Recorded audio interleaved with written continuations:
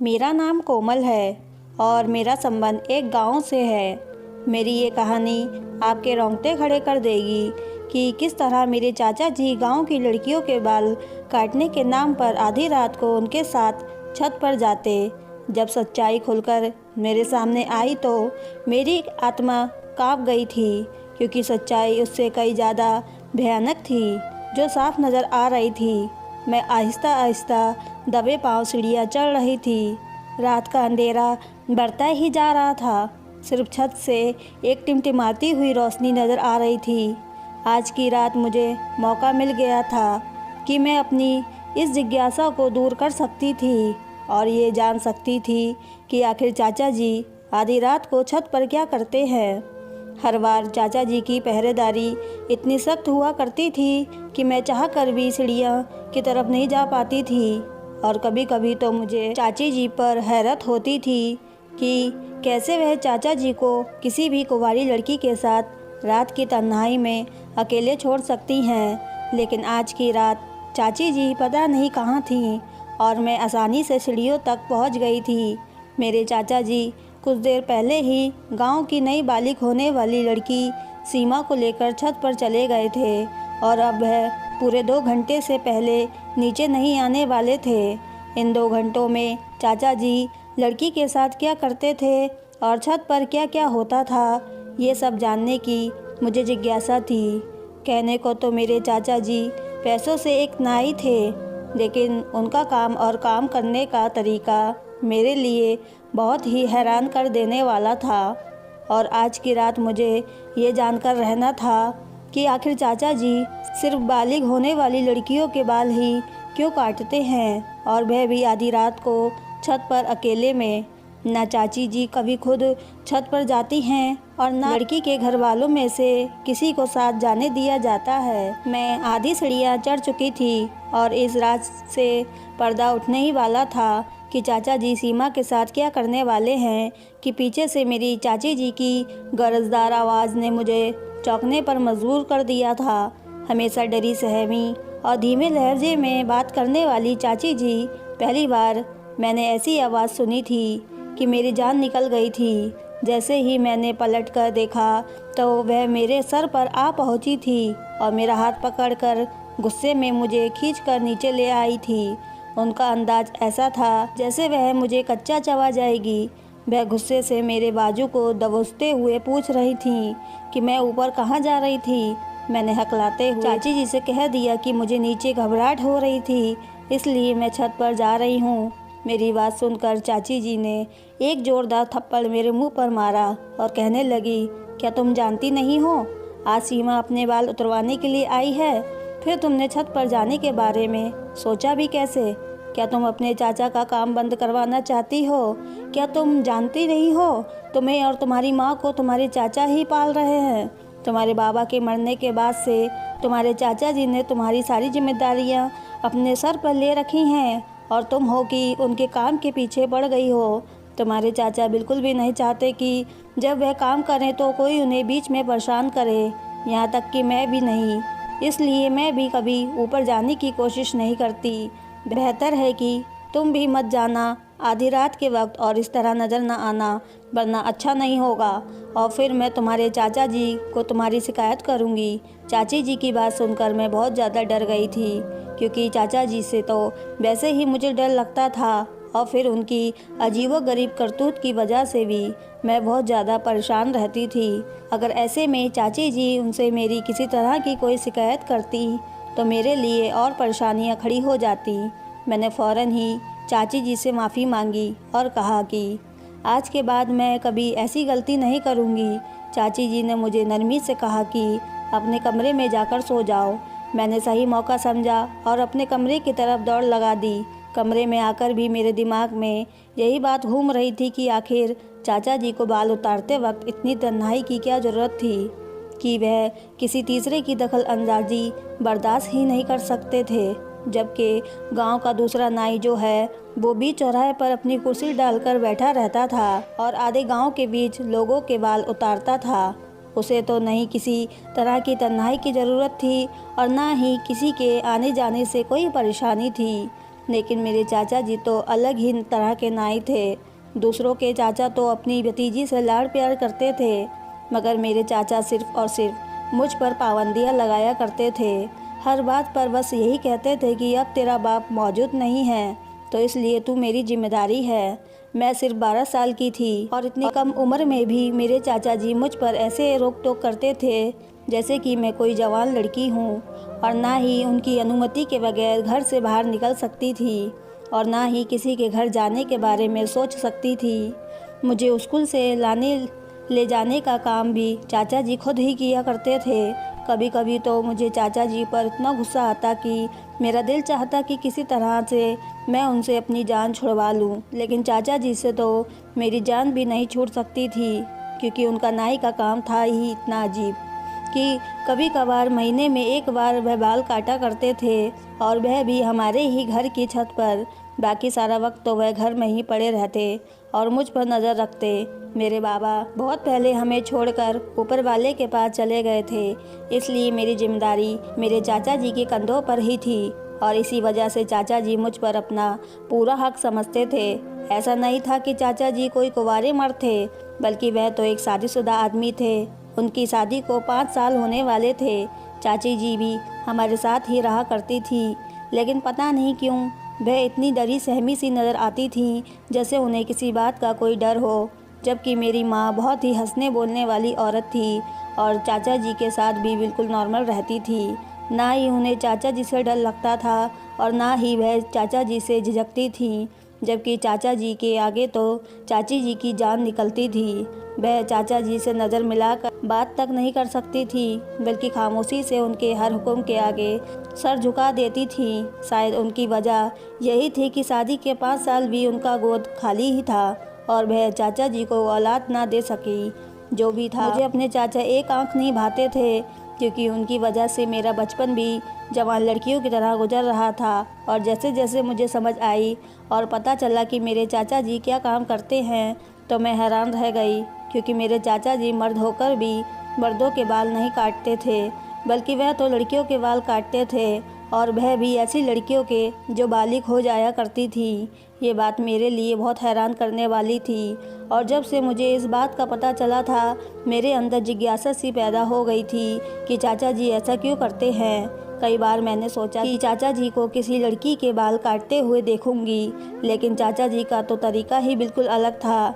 वह आधी रात को बालिग लड़की को घर बुलाते और उसे अपने छत पर ले जाते और वहां ले जाकर उसके बाद बाल काटते थे। सारे गांव में ये मशहूर था कि चाचा जी जिस भी लड़की के बाल काटते हैं, उसकी जवानी बहुत खूबसूरत होती है और उसके नसीब जाग जाते हैं, क्योंकि इस लड़की की शादी किसी बहुत ही अच्छी जगह पर हो जाती है।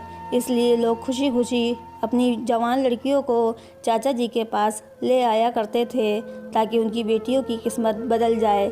लेकिन ये बात मेरी समझ से बाहर थी कि चाचा जी से बाल कटवाने से किसी लड़की के नसीब कैसे बदल सकता है, और वह भी आधी रात को अकेले में। कई बार मैंने इस हकीकत को जानने की कोशिश की कि चाचा जी लड़की के बाल किस तरह काटते हैं और आधी रात को छत पर ही क्यों ले जाते हैं, लेकिन कभी भी मुझे ये जानने का मौका नहीं मिला, क्योंकि जब भी चाचा जी किसी लड़की के बाल काटने के लिए छत पर ले जाते, तो चाची जी सीढ़ियों पर पहरेदारी करना शुरू कर देती और किसी को छत पर न जाने देती। मेरी सहेली प्रिया बालिग हुई तो गांव की दूसरी लड़कियों की तरह उसे भी चाचा जी के पास लाया गया। मैं ये सोचकर खुश हो गई थी कि चलो प्रिया से अगली सुबह इस बारे में बात करूंगी, तो मुझे पता चलेगा कि चाचा जी ने उसे छत पर ले जाकर उसके बाल कैसे काटे।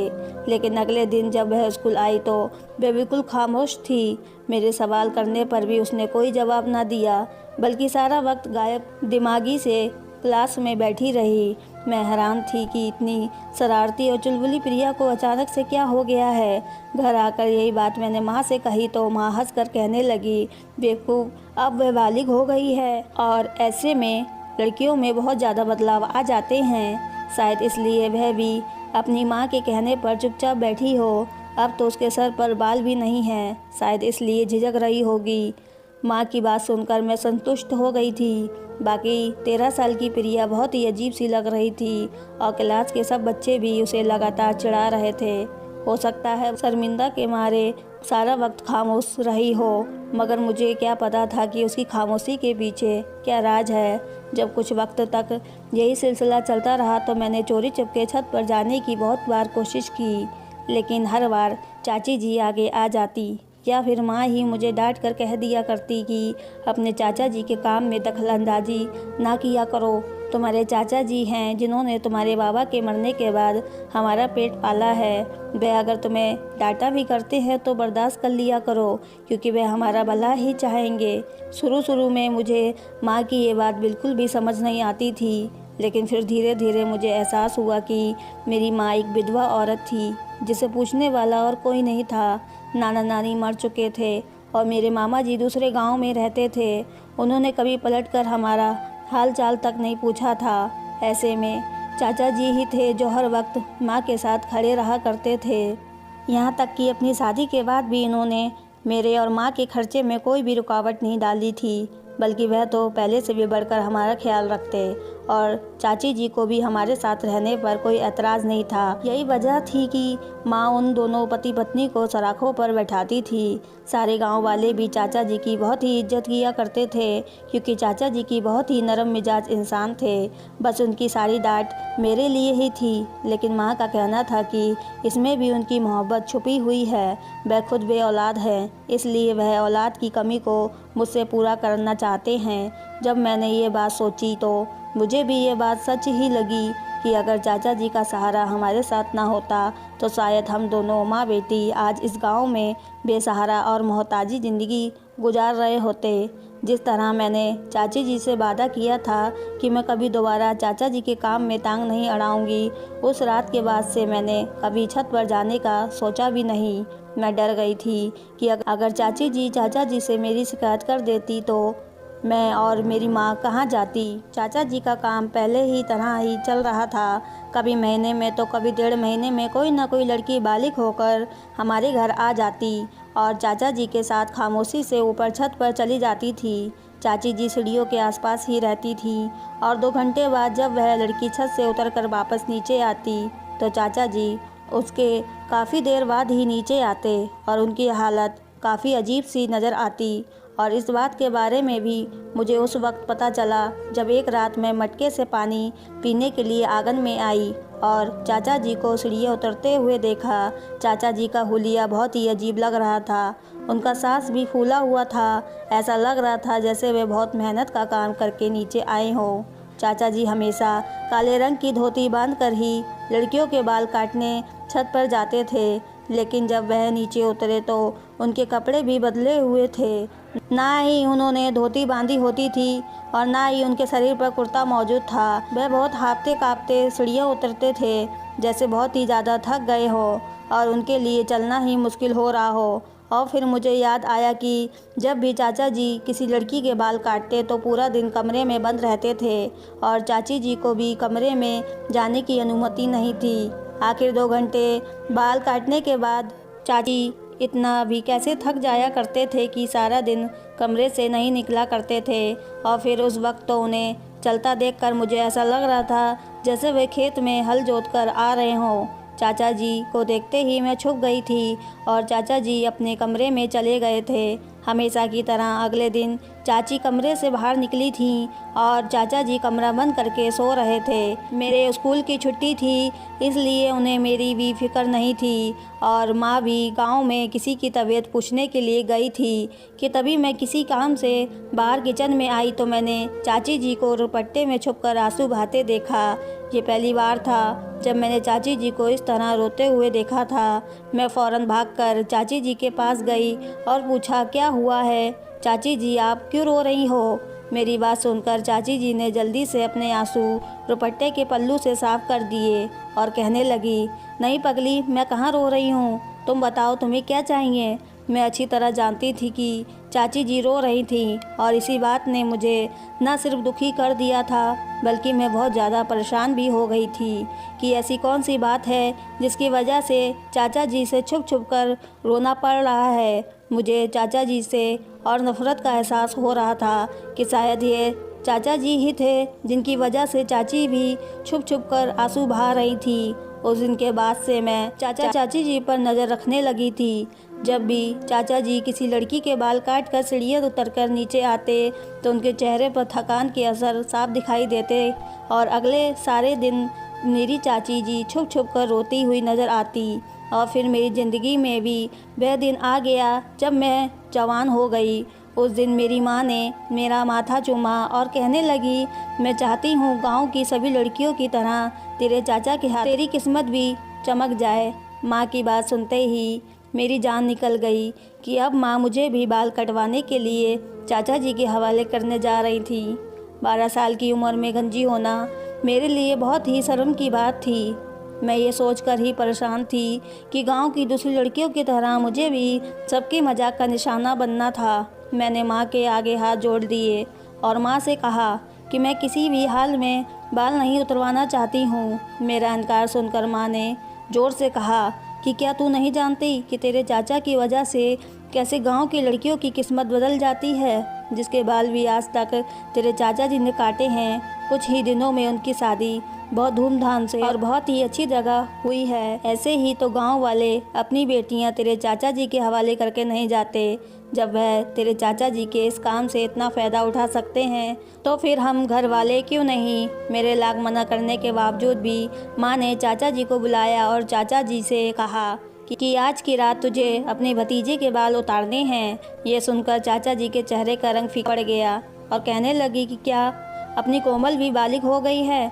माँ ने मुस्कुराकर कहा कि हाँ, अब कोमल की बारी है कि हम इसकी धूमधाम से शादी किसी अच्छी जगह करें और अगर इसके बालों पर तेरा हाथ लग जाए तो गांव की दूसरी लड़कियों की तरह इसकी भी किस्मत चमक उठेगी। यह कहकर माँ ने मुझे चाचा जी के साथ छत पर भेज दिया। छत पर जाते ही मैंने चाचा जी से मिन्नत की कि वे मेरे बाल ना काटे, क्योंकि मैं गंजी नज़र नहीं आना चाहती थी। कुछ देर बाद चाचा जी अपनी धोती बांधे मेरे आगे बैठे। उसके बाद चाचा जी मेरे करीब आए तो मेरी जान निकल गई और फिर जैसे ही चाचा जी ने मेरे सर पर हाथ रखा तो मेरी आंखों से आंसू बहने लगे। चाचा जी ने मुझे अपने करीब लिया और सीने से लगाया। मुझे ऐसा लगा जैसे मेरा दम घुट जाएगा, क्योंकि चाचा जी ने मुझे बहुत मजबूती से पकड़ा हुआ था और फिर मुझे महसूस हुआ कि चाचा जी के गरम गरम आंसू मेरे गालों पर गिर रहे थे। मैं हैरान हो गई कि चाचा जी क्यों रो रहे हैं। काफ़ी देर बाद जब चाचा जी ने मुझे खुद से अलग किया तो उनकी आंखें लाल हो चुकी थीं और आंसुओं में उनका चेहरा भीगा हुआ था। और फिर चाचा जी की बात ने मेरे होश उड़ा दिए। वे रोते हुए कहने लगे, कोमल, मैं तेरे बाल नहीं काट सकता, मैं तेरे साथ कुछ गलत नहीं कर सकता। तू मेरे भाई की निशानी है और तेरी इज्जत मेरे घर की इज्जत है। चाचा जी की बात मुझे बिल्कुल भी समझ नहीं आई थी, लेकिन चाचा जी के शब्दों ने मुझे चौंकने पर मजबूर कर दिया था। मैंने चाचा से कहा कि आखिर आप कहना क्या चाहते हैं। चाचा जी ने कहा, तुम वापस अपनी माँ के पास चली जाओ और उनसे कहना कि चाचा जी तेरे बाल नहीं काट सकते। मैं उल्टे कदमों सीढ़ियाँ उतर कर माँ के पास चली गई और माँ को सब कुछ बता दिया।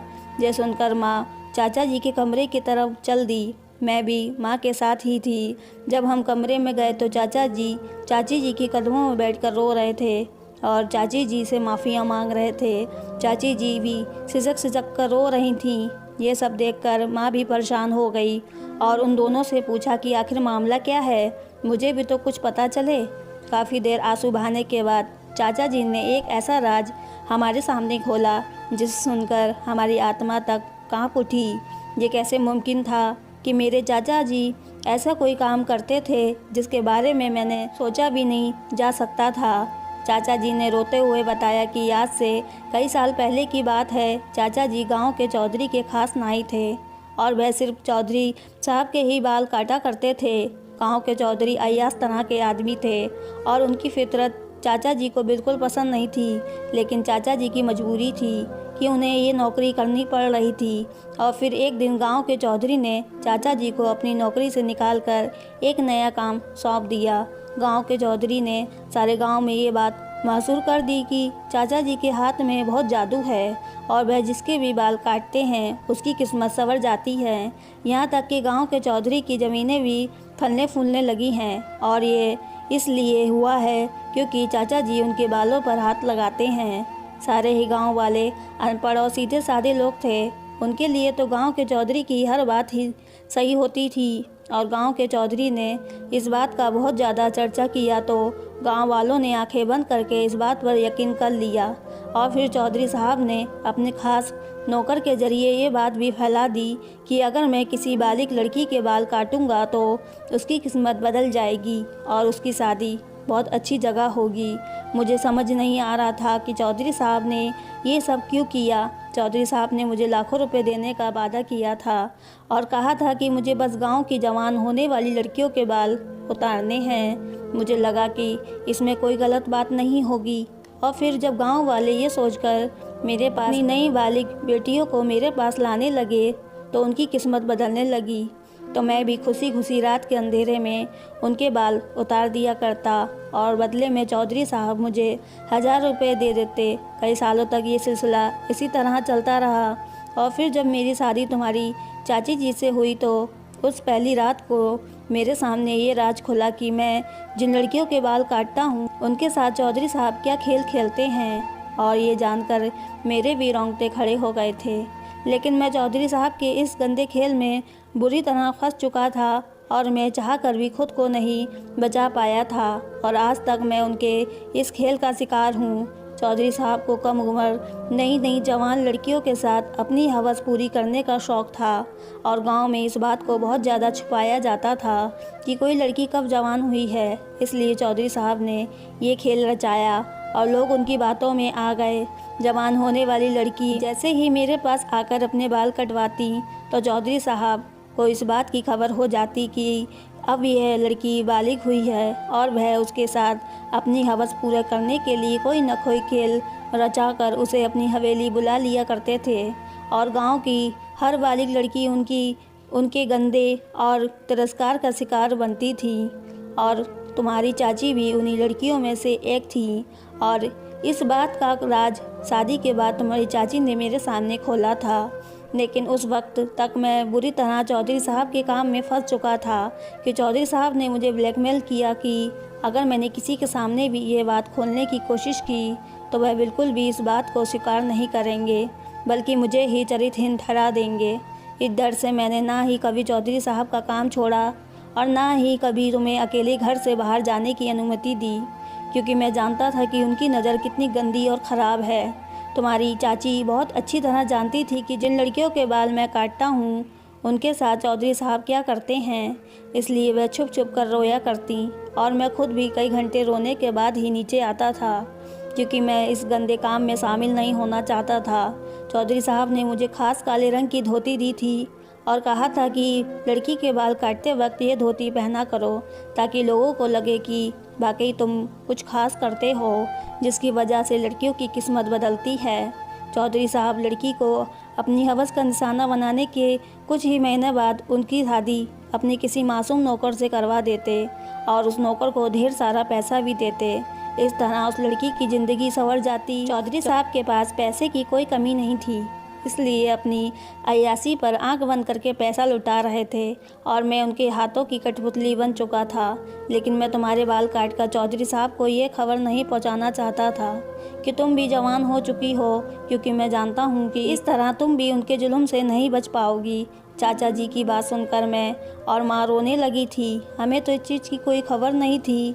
माँ दूसरे गाँव से शादी होकर आई थी, इसलिए उन्हें भी चौधरी साहब के बारे में कुछ पता नहीं था। मुझे तो चाचा जी का अपने ऊपर नज़र रखना और उनका खामोश हमेशा पाबंदियां लगाना हमेशा बुरा लगता था।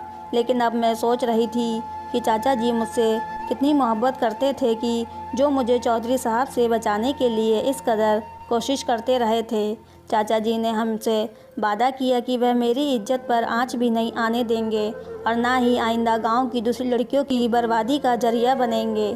चाचा जी ने रोते हुए माँ और चाची जी से कहा कि अपना अपना सामान बांध लो, हम इस गांव को छोड़कर कहीं दूर चले जाएंगे और जाने से पहले मैं गांव के मास्टर के नाम एक खत लिख जाऊंगा जिसमें मैं सारी हकीकत लिख दूंगा। गांव के मास्टर एक समझदार आदमी हैं, वह खामोशी से गांव वालों को ये बात समझा देंगे और ये किस्सा हमेशा के लिए ख़त्म हो जाएगा। मैं, माँ, चाचा और चाची जी कोई भी नहीं जानता था कि आगे हमारी मंजिल क्या है। चाचा जी ने कदम बढ़ाया था, इसलिए हमें यकीन था कि ऊपर वाला हमारी मदद करेगा। चाचा जी ने गांव के मास्टर के नाम पर एक लंबा सा खत लिखा था, जिसमें उन्होंने हर बात एक एक साफ लिख दी थी, ताकि हमारे जाने के बाद कोई गांव वाला चौधरी साहब की बातों में ना आ सके और फिर कोई लड़की बाल कटवा कर या फिर किसी और तरीके से चौधरी साहब तक ये खबर ना पहुंचाए कि वह जवान और बालिग हो चुकी है और उनकी हवस का निशाना बनने के लिए तैयार है।